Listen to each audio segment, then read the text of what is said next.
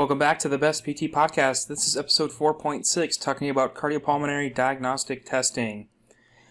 Ambulatory electrocardiography, or remote EKG. You may know this as Holter monitoring or a Holter monitor.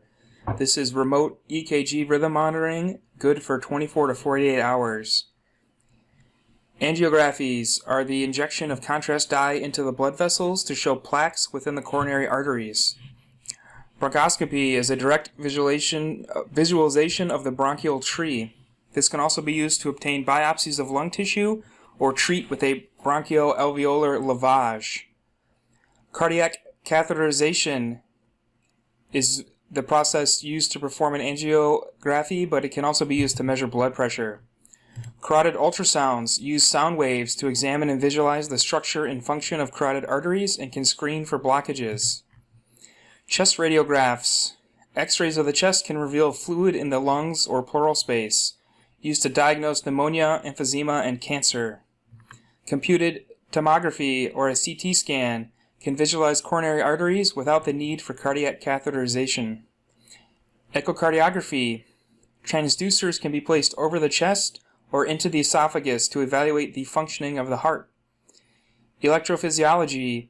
3 to 5 catheters can be inserted to evaluate conduction abnormalities and find the problematic tissues that are causing cardiac arrhythmias.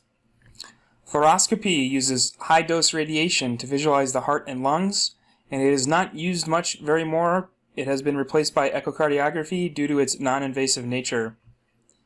Invasive hemodynamic monitoring is the use of intra-arterial catheters to measure blood pressure, blood volume, and temperature of the heart. Balloon catheters, also called Swan-Ganz catheters, can be placed in the pulmonary artery to obtain left arterial pressure. Central venous pressure lines can also be used to measure pressure in the vena cavas or the right atria. Magnetic resonance imaging, or MRI, is the visualization of necrosis caused after an MRI or heart disease. It can also be used to see aneurysms or dissections. Myocardial perfusion imaging, or MPIs, consists of a radionuclide stress test or a nuclear stress test. They can visualize the perfusion of heart muscle at rest as well as under exercise stress. A pharmacological stress test is used when normal exercise stress tests are contraindicated. Phonocardiography is the recording of the sounds produced by the heart and great vessels. These are used as a supplement to auscultation to improve the detection of S3 and S4 heart sounds, which are abnormal in adults. Pleuroscopy is the examination of lung surfaces, pleura, the pleural space, using a small video camera inserted between the ribs. Positron emission tomography, or a PET scan, involves radioactive material that is ingested. The theory here is that radioactive material will accumulate in areas of high chemical activity, which correspond to areas of high disease. These are useful to diagnose and evaluate heart disease and cancer. A thoracentesis is the removal of fluid from the pleural space via needle aspiration. Venography uses radio-opaque dye injected into a vein during X-ray to create imaging of a vein to look for occlusion or clots.